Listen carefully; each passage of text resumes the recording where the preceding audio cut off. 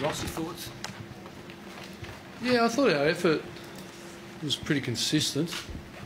I thought probably our hardness around the ball improved after half time. I just thought we could have been a little bit harder earlier, just a bit more intensive, but I thought we sort of delivered on that. Our kick-ins in that early were terrible, and they just had those, just went back in and had those entries when we were ignoring the free players. But once we composed ourselves a bit there, we got moving, we scored okay. So I think it was 10 to 20 entries, but we're in front. So I thought our connection that we worked on was a lot better to our forwards.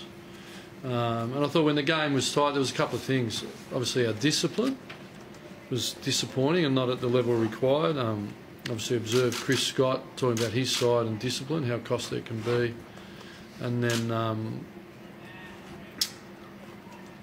the discipline piece, a little bit of hardness, and then I thought as the game was really tight, I thought the key forwards took a couple of good clunks and kicked the goals. So we broke the tag in the last quarter, put our big mids in there Monday, freed it up, made them accountable, and then I thought we're right in it, and you'll never know, but Aaron going down just changed the mix around the stoppages a little bit, and they got some territory in the territory conditions, and I thought they just had a bit of an edge on us in different parts of the game with speed, a bit of polish, and consistency in things we're trying to do. So probably some decision making. They just separated on us a little bit, I thought.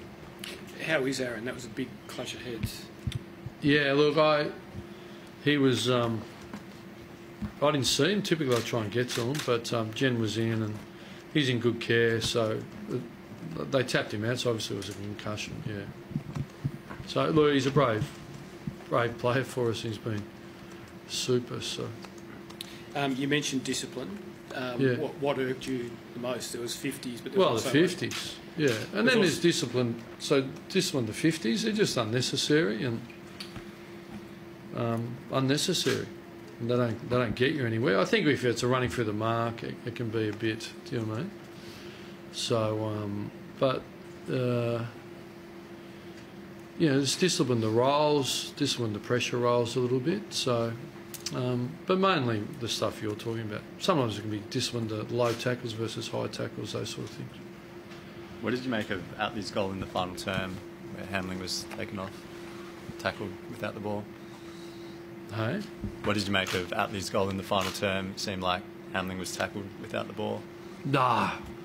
I think once you're taking this, there's lots of moments in the game. You get plenty of moments to get it right.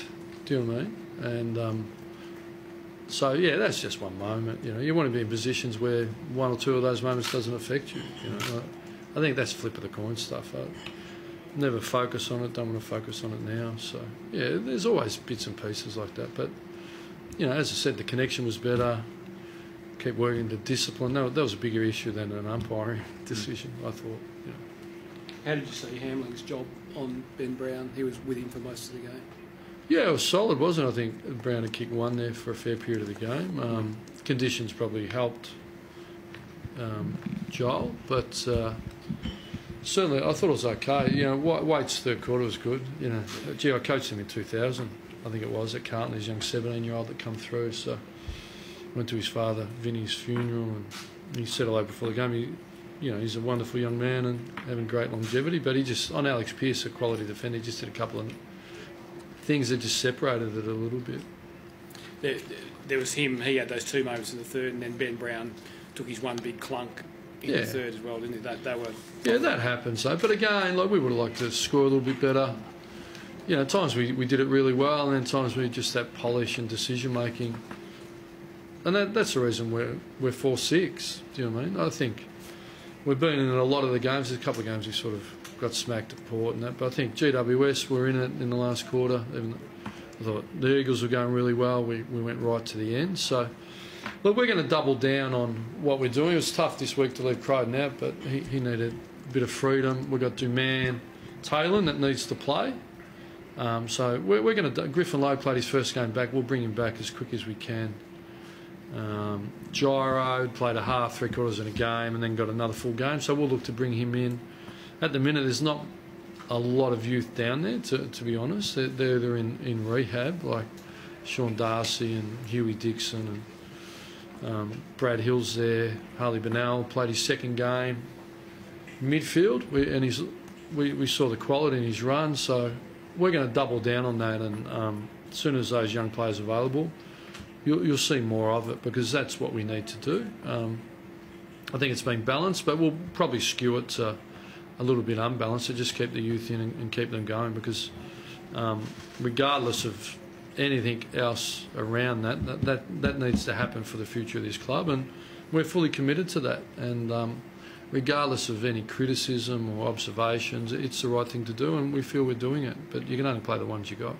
Harley got through probably a bigger body of work than he's done in the previous couple of games. How did he get through, and how did he pull up? Yeah, he did. He sort of he played midfield, which is his thing. It was last year we played him forward, but he ran midfield. He's getting him up to level of sprints, not far off AFL midfield. He did some real quality things.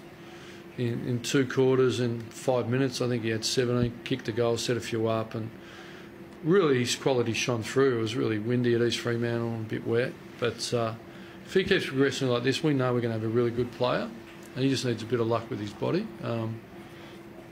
And keep playing his part, and we'll keep playing ours, and in the end, hopefully we're all vindicated, and we've got a special player at the club. But there's plenty of hurdles to jump, but he's well on the way. So what would be your program for him, say, in his next game? What would he be planning to do? That's just a natural progression. If it was 7K and 700 a sprint, they go about 10-15% progressions until you can jump right up. But AFL mids punch out 1,000, 1,100 to 1,500 a sprint, mainly because it's inside 1,100. So he had plenty left in him, but we just don't want to lose him. With Sandy, would the head knock today influence you at all for next week in terms of giving him a spell? It's not my decision. It'll be a medical, but clearly it's a mitigating factor and a contributing variable, a concern. But then it would be Apner's played. He's been up and down with injury, and Jones and Strananica. So Sean Darcy's coming off that PCL still. He won't play for another 2 or 3 weeks, and then he'll build for anything from 2 to 4. So. But we won't risk him. He's done everything he's had to do for this club virtually. So it would err on the side of being conservative, which we do with all our players. Who do you see as your next in line, Ross? Is it Apnes? Is your next ruckman up? It'd be unfair. I went and watched. It's Jones, Apnes and Strananica. How did you view the Fife-Jacobs matchup, Ross? Oh, I was more tuned into Fifey. I thought he was electric early, Fife, I thought. And the last quarter, he was willing us across the line. Do you know what I mean? He can't be everywhere. Just need more depth of quality. I thought Jacobs is a good player, though. They're a good team. He's doing a really good job with them. Thanks, guys. Thank you. You all right? Yep.